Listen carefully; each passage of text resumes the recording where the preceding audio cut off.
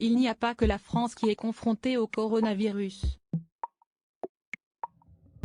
De nombreux pays d'Europe et du monde doivent faire face à cette épidémie.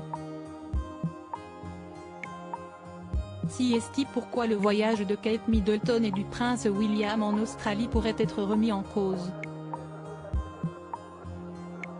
Alors qu'aucune date officielle n'avait encore été annoncée, le couple avait fait savoir qu'il voulait se rendre en Australie pour visiter les villes dévastées par des feux de brousse à Victoria et sur la côte de la Nouvelle-Galles du Sud.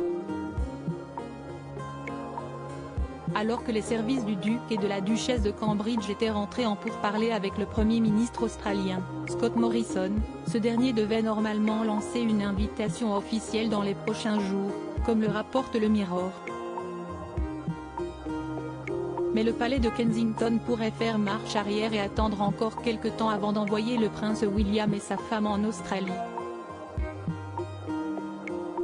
La raison, l'épidémie du coronavirus qui touche pas moins de 100 000 personnes à travers le monde et dont le nombre pourrait encore grimper.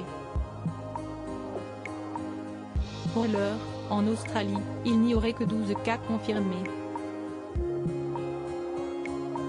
Mais CST le voyage qui inquiète le plus les services du couple. En effet, il a pour habitude de prendre des avions commerciaux et ainsi il pourrait être en contact avec une personne atteinte de ce virus. CST Pourquoi, le voyage pourrait être reporté pour qu'aucun risque ne soit pris.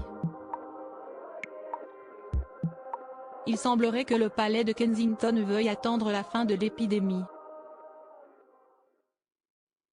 Kate Middleton et le prince William touchés par les incendies qui ont frappé l'Australie. En attendant, le prince William et Kate Middleton n'oublient pas les régions qui ont été ravagées par les flammes. En février, le prétendant au trône avait d'ailleurs envoyé un message de soutien aux communautés touchées par les incendies. Il avait ensuite rendu hommage aux pompiers, en se disant très choqué et attristé par la situation.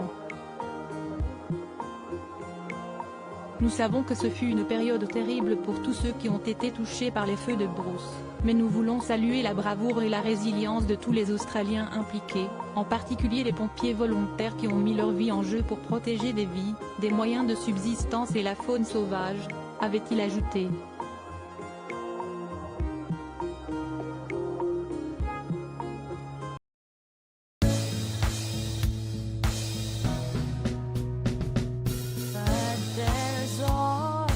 Through the rough times